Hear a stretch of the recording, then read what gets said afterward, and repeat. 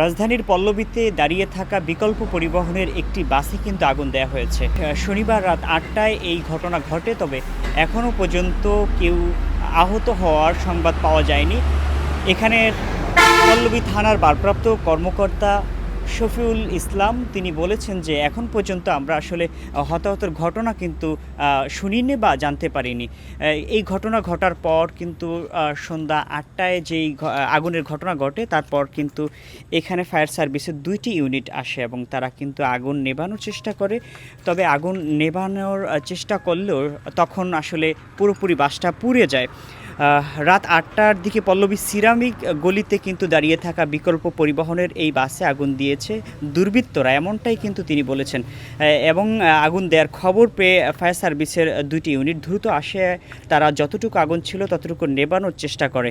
ঘটনাস্থলের আশেপাশে CC footage তারা আসলে সংগ্রহ করছেন, এমনটা বলছেন যে ওসি আমাদেরকে যেটা জানিয়েছেন যে তিনি বলছেন যে এখানে থাকা যেই সিসি ক্যামেরাগুলো আছে সেই ক্যামেরাগুলো কিন্তু তারা দেখছেন এবং সেই ক্যামেরা চেক করে তারা চেষ্টা চালাচ্ছেন যে কারা এখানে আগুন লাগিয়েছে, কোন দুর্বৃত্তরা আগুন লাগিয়েছে সেটা এখনও যেহেতু স্পষ্ট নয়, তারা সেটা আসলে বের করার চেষ্টা করছেন। তারা বলছেন যে এখানে আসলে যে কোনো ধরনের নাশকতা হোক সব কিছু তারা খুব এই বিষয়টাকে খুব গুরুত্ব দিয়ে দেখছেন এবং তারা চেষ্টা করছেন যে আসলে এই নাশকতার সঙ্গে যারা জড়িত আছেন তাদেরকে আসলে আইনের আওতায় নিয়ে আসার চেষ্টা করছেন। ইতিমধ্যে আমরা দেখেছি এখানে ডিএমপির কয়েকটি গাড়ির এখানে এসে উপস্থিত হয়েছে এবং পুলিশের টহল গাড়ি রয়েছে, আমরা সেটাও কিন্তু দেখেছি।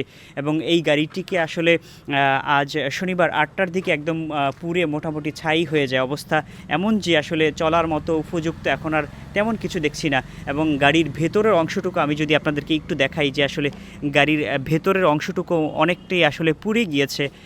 সিটগুলো যেই বসার যেই সিট ছিল সেগুলো কিন্তু এখন মোটামুটি অনেক একদমই চলার মতো উপযুক্ত নেই, মোটামুটি সব কিছুই পুড়ে গিয়েছে। এবং আমরা যে বিষয়টা আপনাদেরকে দেখানোর চেষ্টা করছি যে এই পরিবহনের গাড়িটা, বিকল্প পরিবহনের এই গাড়িটা কিন্তু ঢাকার মিরপুর থেকে মিরপুর ফার্মগেট শাহবাগ হয়ে কিন্তু যাত্রাবাড়ি যেত। এই মোটামুটি শহরের মধ্যেই কিন্তু এই পরিবহনটা সবসময় চলাচল করত।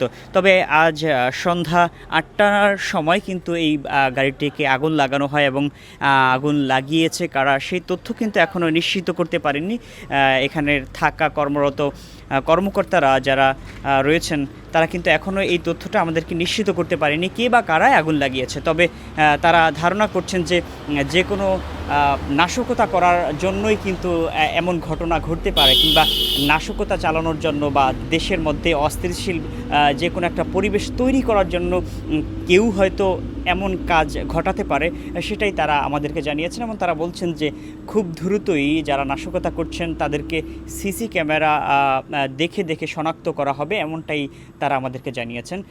সর্বশেষ এই তথ্যটাই আমি আপনাদেরকে জানানোর চেষ্টা করছি। এই ছিল পল্লবী থেকে সর্বশেষ।